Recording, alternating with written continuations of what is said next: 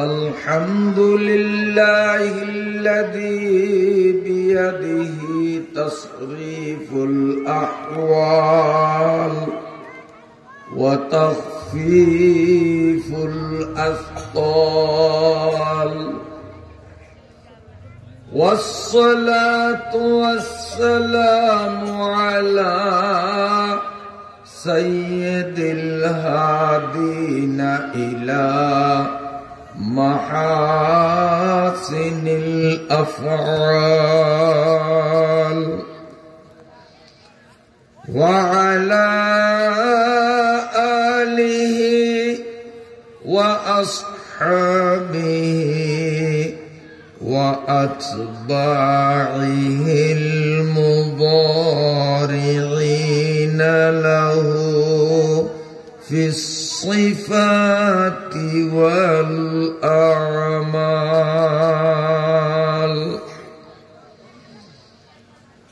أما بعد، فأعوذ بالله من الشيطان الرجيم.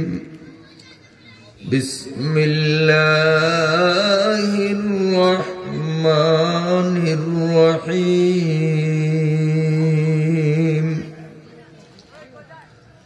والذين آمنوا أشد حبا لله. صدق الله مولانا العظيم. اللهم صل على محمد وعلى آل محمد كما صليت على إبراهيم وعلى آل إبراهيم إنك حميد مجيد. اللهم بارك على محمد وعلى آل محمد كما باركت على إبراهيم وعلى آل إبراهيم إنك حميد مجيد. চরফকিরা চৌমুহানি বাইতুন নূর জামে মসজিদ চত্বরে স্থানীয় একদল নিবেদিত প্রাণ যুব তাফসীর কমিটির উদ্যোগে এলাকার সর্বস্তরের ধর্মপ্রাণ মুসলমানদের আর্থিক ও দৈহিক সাহায্য ও সমর্থনে একটানা 2 দিন ব্যাপী আয়োজিত বার্ষিক তাফসীরুল কোরআন মাহফিলের আজ শেষ দিনের সমাপনী পর্বের শ্রদ্ধাভাজন সম্মানিত সভাপতি, উপস্থিত হযরত উলামা ইকরাম, হুফাজে কোরআন, বয়োজ্যেষ্ঠ সম্মানিত মুরব্বীগণ, আমার যুবক বাবারা, পর্দার আড়ালের সম্মানিতা মায়েরা, বোনেরা ও মেয়েরা, আমি আপনাদের সামনে অতি সংক্ষিপ্ত খুতবা পাঠান্তে পবিত্র কোরআনুল কারীমের সবচেয়ে বড় সূরা, যার নাম সূরা আল বাকারা। সূরাটা খুব বড়, কোরআন শরীফের 2.5 পারা ব্যাপী এই সূরাটা, একটা সূরাতেই 2.5 পারা। এই বড় সূরার ছোট্ট একটা আয়াতের মাঝখান থেকে সামান্য একটু অংশ তিলাওয়াত করলাম। আল্লাহ তাআলা যদি আমাকে তৌফিক দান করেন তো তিলাওয়াতকৃত আয়াতের মর্মে কিছু কথা আপনাদের খিদমতে পেশ করার চেষ্টা করব। আল্লাহ তাআলা আমাদের আশা বসাকে কবুল ফরমান। সম্মানিত হাজিরিন, রসুলের সহিহ হাদিসের ভাষ্যমতে আমাদের এখন একটা পরিচয় যে আমরা এই মাহফিলের প্যান্ডেলে যখন ঢুকলাম তখন থেকে নিয়া যতক্ষণ এই মাহফিলের প্যান্ডেলে থাকব ততক্ষণ পর্যন্ত নবীজির ভাষায় আমরা আল্লাহ পাকের মেহমান। আপনারা খুশি না বেজার? আল্লাহর মেহমান কথাটা কত বড় গৌরবের কথা, ভাগ্যের ব্যাপার, ভাগ্যের ব্যাপার। এখানে আমার জানা মতে আজকে এই মাহফিলে অংশগ্রহণ করেছেন এই চরফকিরার পরে হলো চেয়ারম্যান বাজার, চেয়ারম্যান বাজারের পরে হলো চরপেশন, চরপেশনের পরে হলো মুখারবান্দা, মুখারবান্দার পরে হলো গিয়া জনতা বাজার। নামি সিরিয়াল ভুল কইছি? এই ওয়াজ শোনার জন্য জনতা বাজার থেকেও আসছে, অথচ যে আসছে জনতা বাজার থেকে তার বাড়ির দরজায় নও মুসলিম ডাক্তার সিরাজুল ইসলাম প্রধান অতিথি, উনি সেই ওয়াজে না গিয়া এত দূর থেকে আজকে এখানে আসছে। কেন? যে ওখানে আসবেন প্রধান অতিথি হিসাবে নও মুসলিম ডাক্তার সিরাজুল ইসলাম, আমাদের পরিচিত বক্তা, ভালো বক্তা, ভালো বয়ান করে, কণ্ঠ ভালো, কিন্তু লোকটা তো আলেম না, সে তো তাফসির করবে না, ওয়াজ করবে। আর নবীপুর হিসাব হুজুর যেখানে যাবেন, হুজুর তো তাফসির পড়ছেন, তাফসির পড়ান। আমি শুধু তাফসির পড়ি নাই, আমি টাইটেল পাস করার পরে 5 বছর হাদিস বিভাগে শিক্ষকতা করছি। আমি সর্বোচ্চ সাবজেক্ট হাদিসের এই বিষয়ের প্রফেসর ছিলাম। 5 বছর হাদিসের প্রফেসর হিসাবে দায়িত্ব পালনের পর আমি দেখলাম যে আল্লাহর কোরআন বুঝতে হলে আমার আরো কিছু মেহনতের দরকার। আমি শিক্ষকতা থেকে অব্যাহতি দিয়ে, শিক্ষকতা ছেড়ে দিয়ে আবার পটিয়া ইসলামী ইউনিভার্সিটিতে ভর্তি হইয়া আবার ছাত্র হই, তাফসীর বিভাগে পড়াশোনা করি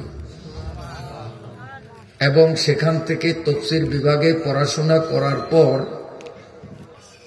আজকে একটানা 35 বছর পর্যন্ত তাফসীরের শিক্ষকতা করেছি আলীনগর আজিজিয়া মাদ্রাসায়।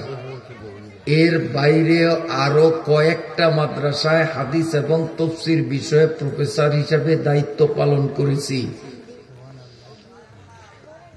আমি কথাটা বলতেছিলাম যে কোথায় জনতা বাজার, সেখান থেকে লোক এখানে তাফসীর মাহফিল পোস্টারে দেখছে, এই জন্য আসছে। কিন্তু আমার মনের দুঃখ আমি মনে সামাল দিতে পারি না। এই প্যান্ডেলের থেকে হয়তো কয়েক গজ দূরে যার বাড়ি, এখনো বাড়িতে আছে, কপাল পরা এখনো মাহফিলে আসতে পারে নাই, এমন লোক আছে না নাই? যদি আপনারা বলেন যে হুজুর আপনি ভুল বলছেন, তাহলে জনতা বাজারের লোকটারে স্টেজে আইন আপনাদের সামনে আমি খাড়া করে দেখাইতে পারবো এখন। তা এত দূর থেকে আসছে, চেয়ারম্যান বাজার থেকে আসছে, অথচ এই প্যান্ডেলের কয়েক গজ দূরে এখনো আসতে পারেনি। আল্লাহ তাআলা আমাদেরকে যখন আনলেন, রসুলের ভাষায় আমরা আল্লাহর রাস্তার মেহমান, মান খরাজা ফি তলাবিল ইলমি ফাহুয়া ফি সাবিলিল্লাহ, এই সহিহ হাদিস দ্বারা প্রমাণ।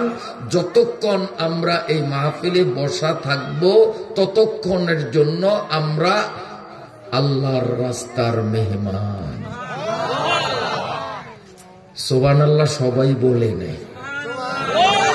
বলার পিছনে একটা কারণও থাকতে পারে, যেটা আমি মনে করি। কারণ গত কয়দিন আগে মোটামুটি কড়া শীত পড়ছে, এরপরে আবার করতে জানি শীত পলাইয়া গরম আইছে, আবার হঠাৎ এই গত 2 দিন ধইরা শীত আসবে আসবে একটা লক্ষণ আমাদেরকে দেখাইছে। আজ কিন্তু শীত আইছে, আমার হাত মজুরি নেন, আমার হাত কিন্তু কাঁপাইতে আছে। শীতের ভয়তে অনেকে ঠোঁট নাইরা সুবহানাল্লাহ বলার সাহস পায় নাই, আর যারা শীতের ডরায় নাই তারা বলতে পারছে সুবহানাল্লাহ। আমি আপনাদেরকে বলি, আমার দিকে চান, ওয়াজ শুরু হবে, বয়ান শুরু হবে, আয়াত কুরসি আয়াতের তাফসীর হবে, শিক্ষণীয় কথা হবে, যা বাড়ি নিতে পারবেন ইনশাআল্লাহ। ধরে কর না। এই শীতের ডরে আমার দিকে তাকান, পায়ে ডবল মৌজা, উলের মৌজা, তার উপরে আবার চামড়ার মৌজা, এই যে আমি দেখাই দিলাম। হাতের জন্য ওই আবার উলের মৌজা আসতেছে, পাঠাইছি আনার জন্য, ঠান্ডা লাগে। গায়ে ভিতরে পাতলা গেঞ্জি, তার উপরে মোটা সোয়েটার, তারপরে মোটা পাঞ্জাবি, তার উপরে আবার দেখেন এইটা, তার উপরে আবার রুমাল। এত কিছু লাগাইলাম কার ডরে? শীতের ডরে। মাশাআল্লাহ। আমার কথা আপনারা বোঝেন কিনা? না সৈদারের ডরে? এডি লাগাইছি কার ডরে? পুলিশের ডরে? কার ডরে? তাই ভালো করিয়া শোনেন, যারা শীতের ডরান তারা ভালো করিয়া শোনেন। মানুষের মাথার তালু থেকে পায়ের তালু পর্যন্ত শরীরের যতগুলো পাট আছে, পাট যেমন আমাদের বাংলাদেশে ভোলা একটা পাট, মানে একটা জিলা, বরিশাল একটা পাট, একটা জিলা, এরকম 64টা পাট আছে না? আমাদের এই 3.5 হাত শরীরের মধ্যে অনেকগুলি পাট আছে, যেমন এই আঙ্গুল একটা পাট, এই কর একটা পাট, এই আবার এই হাতের তালু সহ একটা পাট, আবার এখান থেকে এই পর্যন্ত একটা পাট, এখান থেকে এই পর্যন্ত। আমার যেরকম পাট আপনাদের ওরকম পাট কিনা? হ্যাঁ। এখন আমার দিকে তাকান, আল্লাহ তাআলা শীতকে বলছে, ও শীত, এ শীত তুই শুনিয়া রাখ, আমার বন্দার মাথার তালু থেকে পা পর্যন্ত যতটা জিলা আছে, যতটা পাট আছে, সব জিলায় তুই যাইয়া আক্রমণ করবি, ডিস্টার্ব করবি, আমার বন্দারে জ্বালাইবি। এই পাওয়ার আমি তোরে দিছি, তুই বন্দার হাতে লাগতে পারবি। যেমন ফিন ফিন করিয়া কামড়ায় আমার শীতে, বোঝা তো এখনো আইয়ে না, তার পাও কামড়ায় রেডি হইয়া আইছি। তারপরে এই শীতের ডরে আমরা মাফলার দিয়া, রুমাল দিয়া, চাদর দিয়া এই কান বান্ধি কিনা? কার ডরে? আল্লাহ কয় আমার বন্দার মাথায় ঢুকিয়া কামড়া, নিষেধ নাই। গালো ঢুকিয়া কামড়া, কানে ঢুকিয়া কামড়া, ফ্যাডে ঢোক, ফিডে ঢোক, পায়ে ঢোক, হাতে ঢোক, শরীরের যেখানে খুশি তুই সব জায়গায় যাইতে পারবি। তোর পাসপোর্ট ভিসা আমি রেডি করিয়া দিলাম। তবে আমার বন্দার শরীরের মধ্যে একটা জিলা, এই জিলার নাম হইল চেহারা। এই যে আমার দিকে চান, এই চুলের গোড়ার থেকে তুতনির নিচ পর্যন্ত, এই কানের এই নরম গোস্তের থেকে এই নরম গোস্ত পর্যন্ত উজুর মধ্যে যেটা ধোয়া লাগে, আল্লাহ কয় তোরে কিন্তু এই জিলায় যাওয়ার পাসপোর্ট ভিসা আমি আল্লাহ দেই নাই। যদি পাসপোর্ট ছাড়া, ভিসা ছাড়া আমার বন্দার এই দেশের মধ্যে তুই যাস, তো আমি আল্লাহ বোমা মাইরা তোরে শেষ করব। আমি ভিসা ছাড়া ইন্ডিয়া গেছি একবার, ভিসা ছাড়া, সরকারি পারমিশন ছাড়া, পাসপোর্ট নাই, ভিসা নাই, চাইতে গেছি, কারণ বর্ডারে ওয়াজ আছিল। তো ওয়াজ করিয়া চিন্তা করলাম, মানুষের পোস্টারে আন্তর্জাতিক যখন লেখে, তো একটু দেশের বাইরে না গেলে কেমনে, যা চালান বাসি আর মরি, ইন্ডিয়া একটু যাই। আমি নিজে গেছি। যাওয়ার পরে বেশি না, এখান থেকে প্যান্ডেলের ওই মাথা পর্যন্ত এতটুকুন যাওয়ার পরে আমার সাথী যারা ছিল এরা একটাও ভয়তে যায় না, আমি একা গেছি। যাওয়ার পরে আমারে বোলান দিল, ইশারা দিল, হুজুর হুজুর হুজুর হুজুর। ওদের বোলানির কায়দায় দিলাম দৌড়।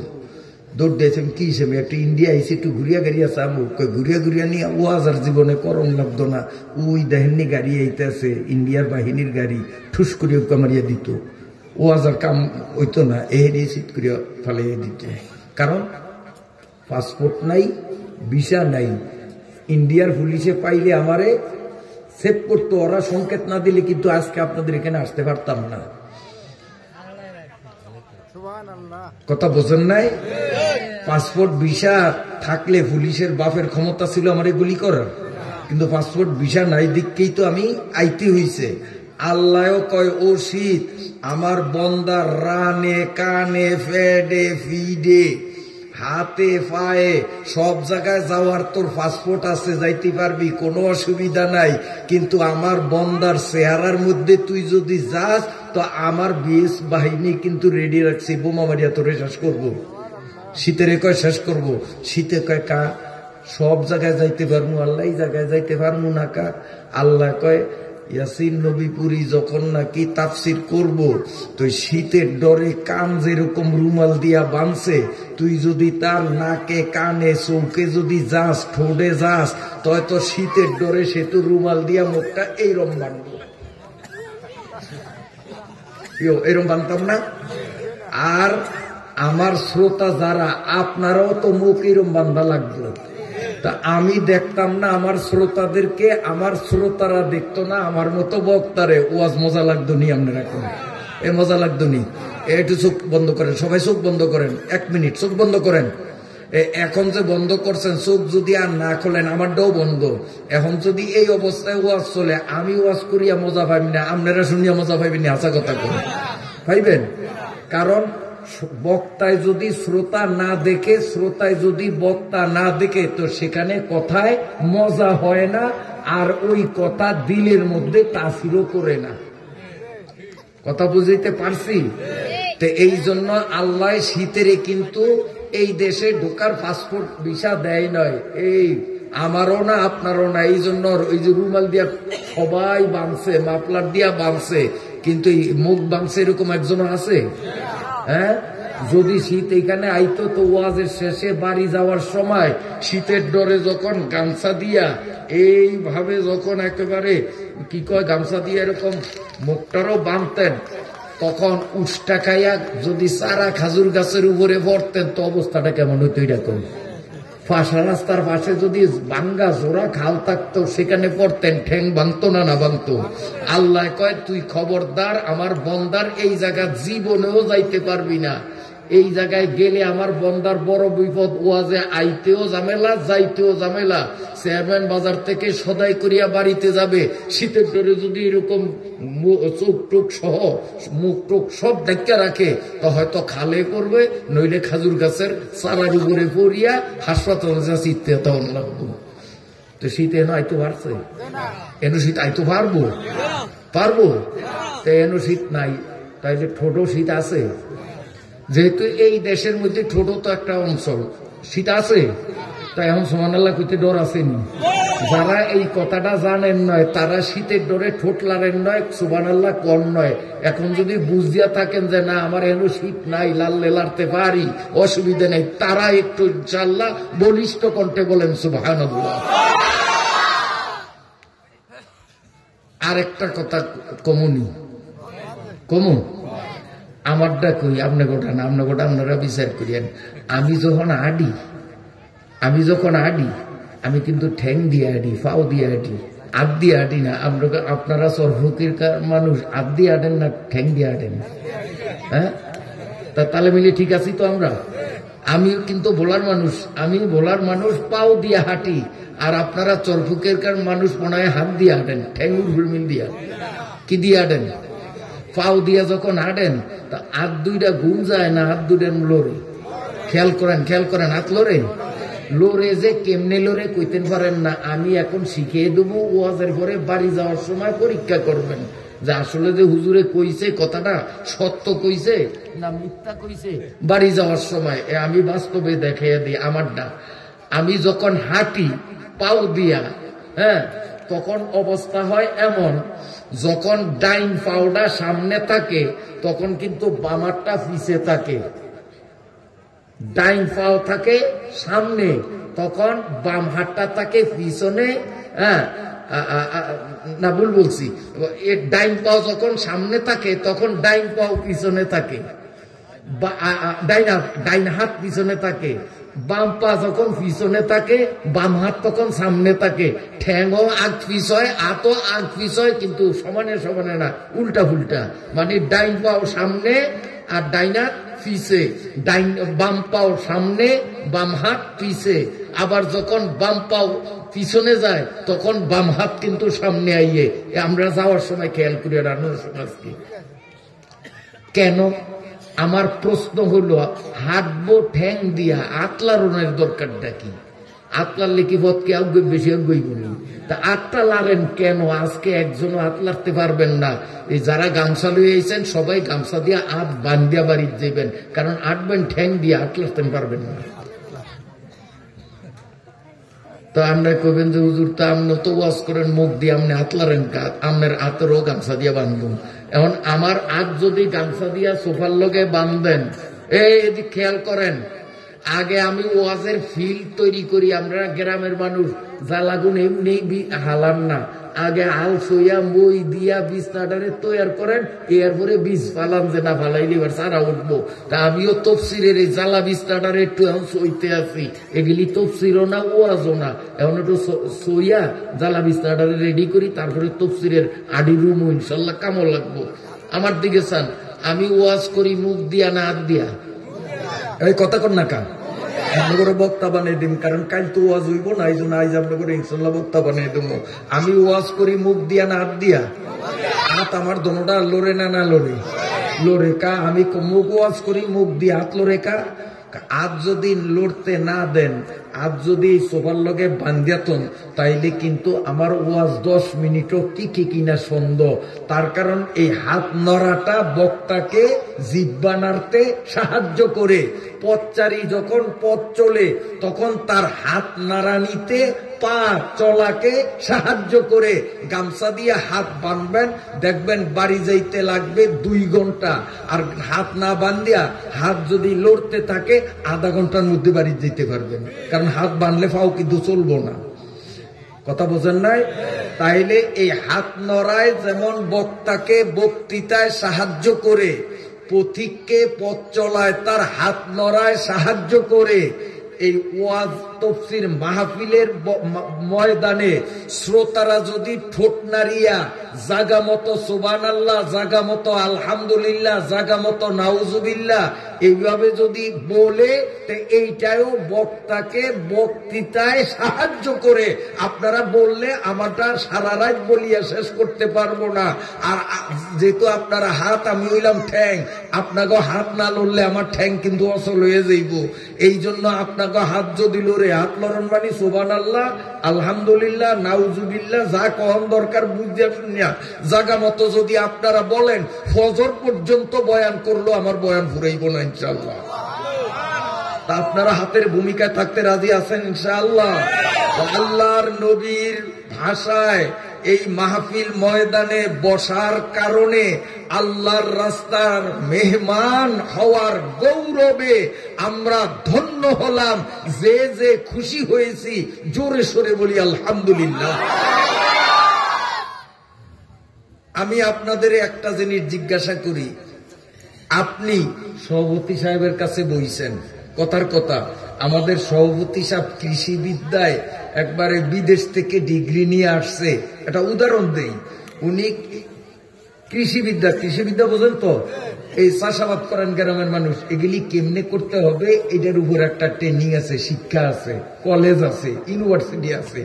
একবারে লন্ডন থেকে উনি কৃষিবিদ্যা শিক্ষা আসছে। শিক্ষা আসছে আপনাদের ডাকিয়া সবাই যদি বলে, আমি লন্ডন ভার্সিটি থেকে কৃষিবিদ্যায় ডিপ্লোমা করিয়া আসছি, তোমরা বসো। এখন ইনি যদি শুনায় যে এই পরিমাণ জমিনে এইভাবে চাষ দিলে, এই পরিমাণ ইউরিয়া দিলে, এই পরিমাণ পটাশ দিলে, এই পরিমাণ এইটা দিলে, এই সময়ে বীজ বপন করলে, এতদিন পরে নিরাইলে, এতদিন পরে আবার সাদা সার একর প্রতি জমিনে এতটুকু দিলে, আগে তোমরা ধান যা পাইতা তার থেকে 4 গুণ বেশি পাইবা। যেহেতু উনি বই পুস্তকে পড়িয়া আসছে, এই পড়িয়া আসিয়া এই থিওরিগুলো আপনাকে শুনাইল। আর আপনারা চিন্তা করতেন, ওরে আল্লাহ, আগে পাইতাম 1 মন, এখন সারে যে কইলো এখন বলে পামু বলে 5 মন। সুবহানাল্লাহ, খুশিতে সবাই সুবহানাল্লাহ কইছেন। কিন্তু জমিনের দ্বারেও যান নয়, আলো সন নয়, সারও দেন নয়, নিরানের তো প্রশ্নই নাই। এইবার ধান কয় মন করিয়া আইব? কা উনি ভুল শিখাইছে আপনাকে? উনি ভুল শিক্ষা দিছে? উনি তো বইতে যা পাইছে একেবারে হুবহু তাই রেফারেন্স দিয়া, ওই বই অত পৃষ্ঠা এত লাইনে এইভাবে বলছে। কিন্তু আপনাদের ঘরে একটা ধানও আসবে না। কেন? আপনারা শুনছেন, করেন নয়। শোনা লাগবে, তারপরে করা লাগবে, তাহলে ফল পাওয়া যাবে। ঠিক আছে তো? এই তাফসীর মাহফিলে আসলাম আমরা শোনার জন্য। কেন? যে শুনবো মানার জন্য। যখন শুনবো, শোনার পরে যখন মানবো, আমরা আল্লাহ চাহে তো এর ফল পাবো, দান পাবো, অর্থাৎ জান্নাত পেয়ে যাবে।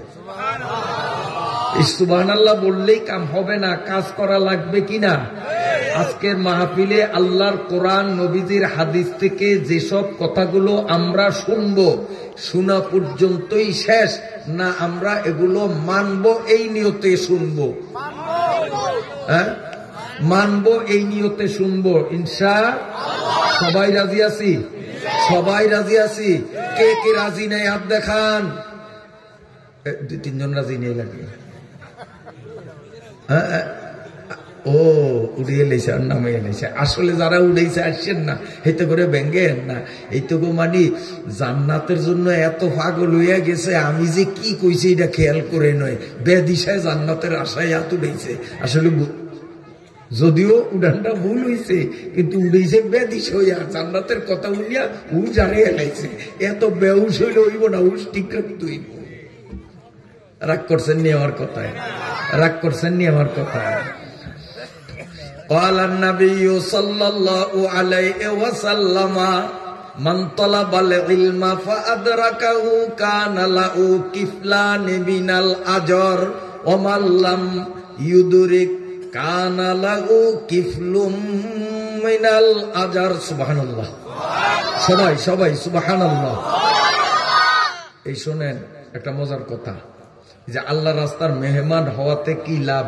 আপনারা যেরকম সুবহানাল্লাহ বলেন, ওই রাস্তার কিনারে বইয়া, এই যে প্যান্ডেলের বাইরে দাঁড়াইয়া এই যে আছে কয়েকজন, ওনারাও কিন্তু সুবহানাল্লাহ বলছে।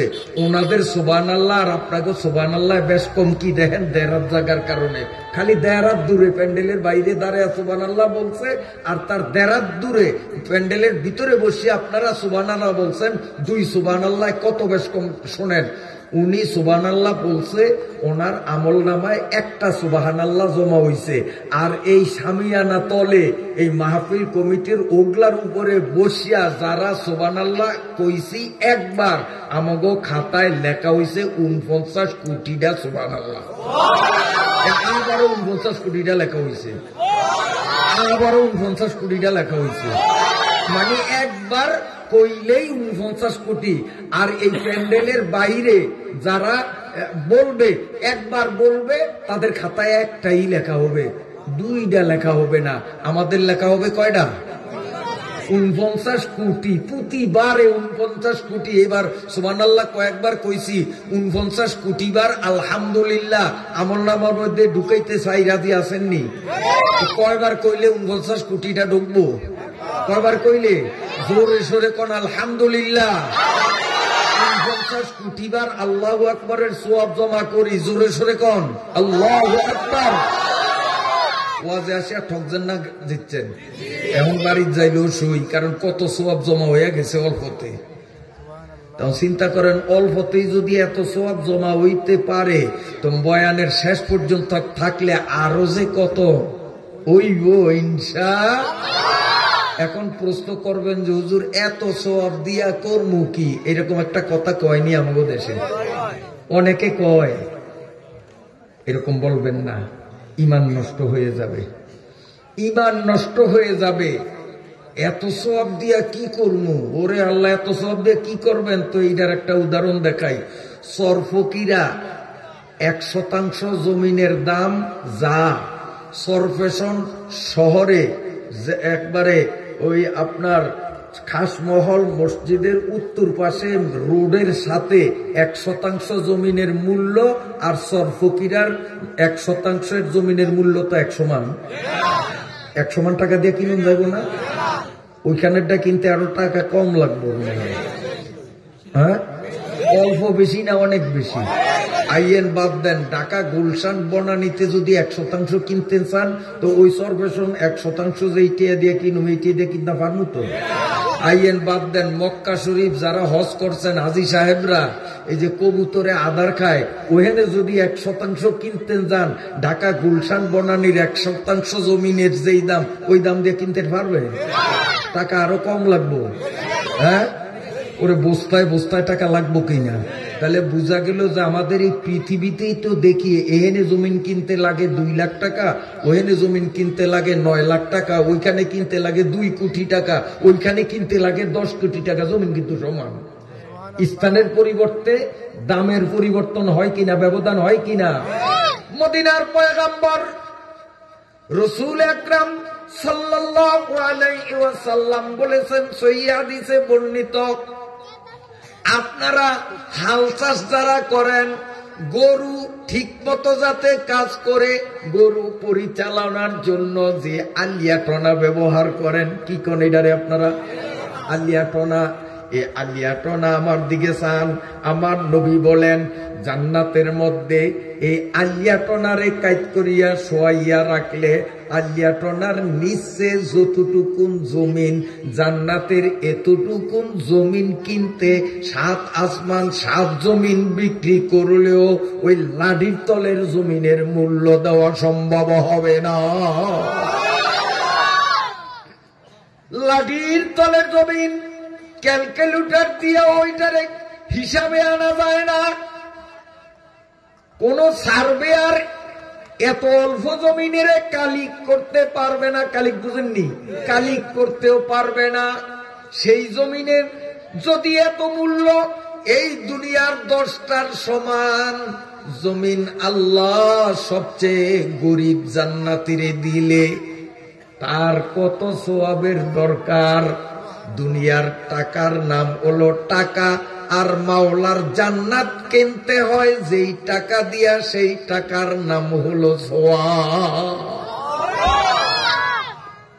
দুনিয়ার জমিনের এত দাম, জান্নাতের জমিনের কত দাম। জান্নাতের জমিনে নবী বলেন লাঠির নিচের জমিনটুকু 7 আসমান 7 জমিন বিক্রি করলেও আলিয়াটনার তলের জমিনের মূল্য পরিশোধ করা যাবে না। অতএব মাওলার থেকে জান্নাত কিনতে গেলে অনেক অনেক নেকি লাগবে।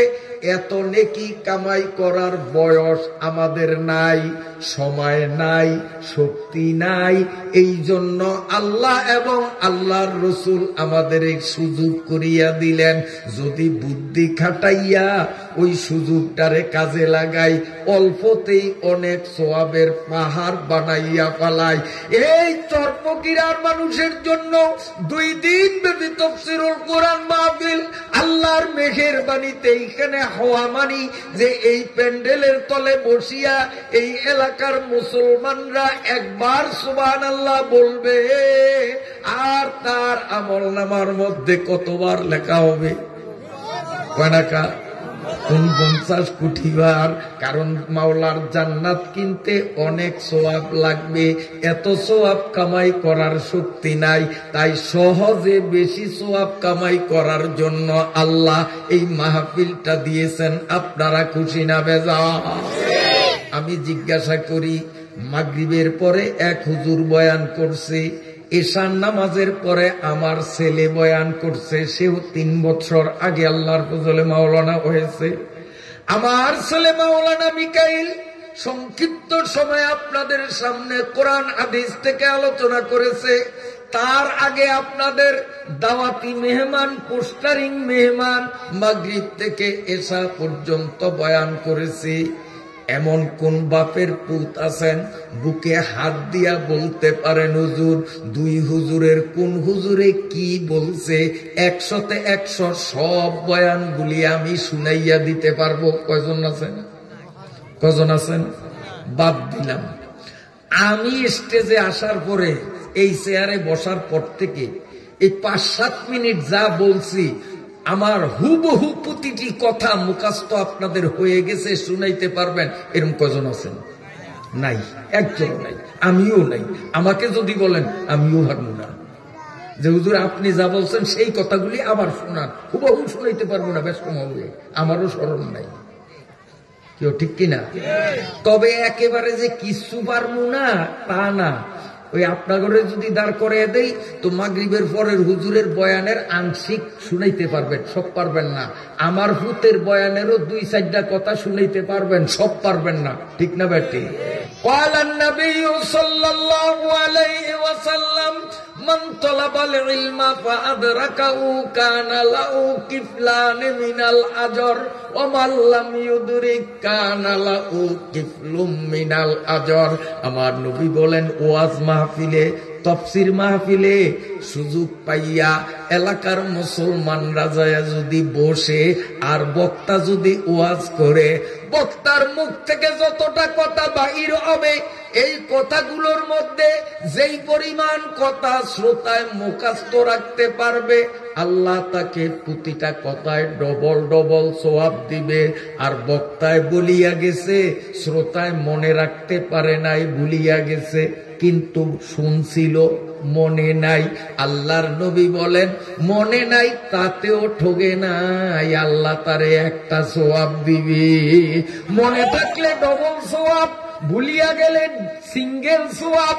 এই মাহফিলে যখন আসলাম, ওয়াজ মনে রাখলেও আমাদের লাভ, ওয়াজ যদি একটাও যদি মনে রাখতে না পারি, কাল সকালে যদি বলি আহা আমার কিছু মনে নাই, মন খারাপের কারণ নাই। বক্তার মুখ থেকে যতটা কথা বাইর হইছে অতটা সওয়াব আপনি পাইছেন। আর যে মুখস্থ রাখছে, যতটা মুখস্থ করছে, প্রতিটায় ডবল ডবল সওয়াব সে পেয়ে গেছে। কাজী রাজার আতি বাঁচলেও 1 লাখ, মরলেও 1 লাখ। ওয়াজ মাহফিলে আয়া কথা মনে রাখতে পারলেও লাভ, ভুলিয়া গেলেও লাভ। এই লাভ আর লাভ, লোকসান নাই। এমন একটা মাহফিলে আমার আল্লাহ আমাদেরকে কবুল করছে। আপনারা আল্লাহর উপর খুশি না বেজার? খুশি না বেজার? আকাশ বাতাস মুখরিত করে এমন জোরে একটা খুশির আওয়াজ দিবেন, আমাদের আওয়াজের তাসিরে এখনো যারা বাড়িতে বিবি সাহেবের পাশে বসিয়া স্বামী স্ত্রী ওয়াজ শোনে, অথবা চায়ের দোকানে বসিয়া ওয়াজ শোনে, তেমাতার দাঁড়াইয়া ওয়াজ শোনে, আমাদের আলহামদুলিল্লাহর আওয়াজে ওদের মনে যেন কম্পন সৃষ্টি হয়। 2-4-5 মিনিটে ওগো হাতের থেকে চায়ের কাপটা যেন টাস করিয়া পড়িয়া যায়, আর দৌড়াইয়া কার আগে কে ওয়াজের মাহফিলে আসতে পারে এইরকম একটা আওয়াজ দিতেন। পারবেন না আপনারা? পারবেন নি আপনারা? যদি গলা ভাঙ্গে, ভাঙ্গুক, অসুবিধা কি? এই গলা ভাঙ্গাকে কেন্দ্র করিয়ে যদি আমার আল্লাহ আমাকে যদি জান্নাত দিয়া দেয়, অসুবিধা আসেনি? একে চশমে জাদান গাফেলা যা শায়েনা বাসি, একে চশমে জাদান গাফেলা যা শায়েনা বাসি, শায়াদ কেনে গায়ে কুনাদ আগায়ে না বাসি, শায়াদ কেনে গায়ে কুনাদ আগায়ে না বাসি। হয়তো আপনি আমি জোরে আলহামদুলিল্লাহ বলার কারণে গলার আওয়াজ বসে যেতে পারে, গলা ভেঙে যেতে পারে। আমার আল্লাহ দয়া করিয়া মায়া করিয়া এই গলা ভাঙ্গাকে কেন্দ্র করিয়া জাহান্নাম থেকে চিরদিনের জন্য মুক্ত বানাইয়া চির জান্নাতের মালিক বানাইয়া দিতে পারে কিনা?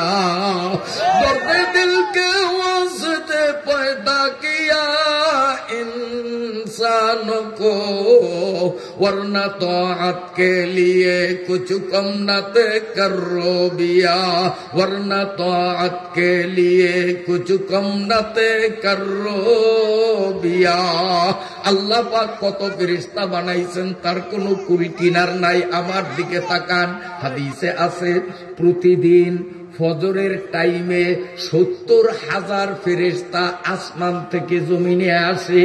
এরা আবার এই সারা ফজরের টাইমে আসিয়া সারা দিন থাকে, মাগরিবের টাইমে এরা আবার আসমানে চলিয়া যায়। আবার মাগরিবের টাইমে 70,000 নামে একবার যারা দুনিয়াতে আসছে, কিয়ামত পর্যন্ত দ্বিতীয়বার আসার সুযোগ তারা পাইবে না। প্রতিদিন 70,000 সকালে, প্রতিদিন 70,000 বিকালে, সব নতুন নতুন আসে। তাহলে মনে করেন আল্লাহর কত ফেরেশতা, দুনিয়ার কম্পিউটারও হিসাব দিতে পারবে না। আল্লাহ রাব্বুল আলামিনের এত অসংখ্য ফেরেশতা 24 ঘন্টা তারা মাওলার ইবাদত করে, জিকির তাসবিহ তাহলিল করে। লা ইয়াসুনা আমরাল্লাহ, আল্লাহর কোন ফেরেশতা কখনো তারা গুনাহ করে না, গুনাহ করার যোগ্যতাই নাই। 24 ঘন্টা অসংখ্য ফেরেশতারা আল্লাহর ইবাদত তাসবিহ তাহলিলে মগ্ন থাকা সত্ত্বেও আল্লাহ বলেন আমার কলিজাটা ভিজে না, আমার মনটা ভরে না। মাটির তৈরি মানুষ আমার বান্দা, আমার বান্দি একবার যদি সুবহানাল্লাহ বলে, একবার যদি আলহামদুলিল্লাহ বলে, সমস্ত ফেরেশতাদের সুবহানাল্লাহ একত্রিত করলে যা হয়, মানুষের এক সুবহানাল্লাহ আমি তার চেয়ে বেশি খুশি হই।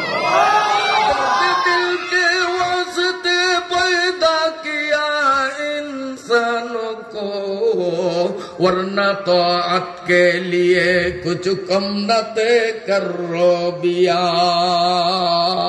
सुबहानाल्लाह, सुबहानाल्लाह। আল্লাহ আমাদেরকে কত মহব্বত করেন, কত মহব্বত করেন, কত মহব্বত করেন।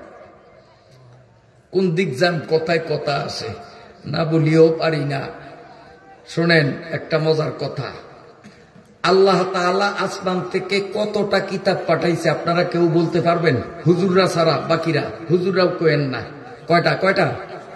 মাশাআল্লাহ, 104 খানা। 104 খানা কিতাব আল্লাহ আসমান থেকে নাজিল করছেন। তার মধ্যে মানের দিক থেকে বড় কয়টা? কি কি? তৌরাত, জবুর, ইনজিল, কোরআন। এই 4টা বড় না? এই 4টার মধ্যে কোরআন তো চিনি আমরা। এটা এই যে কোরআন, এইটার আগে আসিল ইনজিল, ইনজিলের আগে আসিল তৌরাত। আল্লাহ তাআলা বলেন আরশ, কুরসি, লৌহ, কলম, সাগর, মানুষ, গরু, ছাগল, বেড়া, দুম্বা, গাছ, বাঁশ, এক কথায় যা আছে আমরা দেখি আর না দেখি, আল্লাহ বলেন আমি নিজে হাতে ধরিয়া কিছু বানাই নাই। আমি বানাইছি কি দিয়া? আমি বলছি একটা বাঁশ হ, অমনি একটা বাঁশ হইছে। আমি কইছি আসমান হ, আসমান হয়ে গেছে। আমি কইছি বেহেশত হ, বেহেশত হয়ে গেছে। ইজা আরাদাল্লাহু শাইআন আইয়াকুলা লাহু কুন ফায়াকুন। আল্লাহ কোন জিনিস বানাইতে রাজমিস্ত্রি লাগে না, ইট লাগে না, বালু লাগে না, খোয়া লাগে না, সিমেন্ট লাগে না। আল্লাহ যদি কয় একটা দালান হ, ও কইতে না কইতে এনে দালান একটা হয়ে যায়। এগুলো আল্লাহর ক্ষমতা। আল্লাহ বলেন আমি সব কিছুই হ কইছি আর হইছে, আমি নিজে হাতে ধরিয়া বানাই নাই। তবে 4টা জিনিস আমি আল্লাহ হ কইছি আর হইছে এইরকম না। কারণ হ কওয়ার দ্বারা যদি কইতাম যে হ আর হইয়া যাইতো, তা আমার মনে প্রবোধ পাইতো না, আমার মনে প্রশান্তি আসতো না। আমার কলজাডারে বিজানের জন্য, আমার মনের তৃপ্তি আর স্বাদ মিটানোর জন্য আমি 4টা জিনিস আমি নিজের হাতে বানাইছি। কোন 4টা কি কি? সব ওয়াজ আমার দিয়ে করেন না, কারণ আজ কইছি আপনার ঘরে বক্তা বানিয়ে দিব, ওয়াজ অর্ধেক আমার অর্ধেক আপনাকে। এখন আল্লাহ আসমান তাও হাত দিয়া ধরিয়া বানায় নেই, কইছে আসমান হইয়া গেছে, সাগর হইয়া গেছে, তাল গাছ একটা হইয়া গেছে, গরু গরু একটা হইয়া গেছে। সব হ কইছে আর হইছে। ইজা আরাদাল্লাহু শাইআন আইয়াকুলা লাহু কুন ফায়াকুন। আল্লাহ কয় 4টা জিনিস হ আর হইছে এরকম না, 4টা জিনিস আমি আল্লাহ নিজের হাত লাগাইয়া আমার মন মতো আমার হাত দিয়ে আমি বানাইছি। এই 4টা কি কি আপনাকে শুনতে মন চায়নি? কার কার মন চায়? তা আমিও শুনবো ইনশাআল্লাহ। তবে একসাথে দিন না 4টা।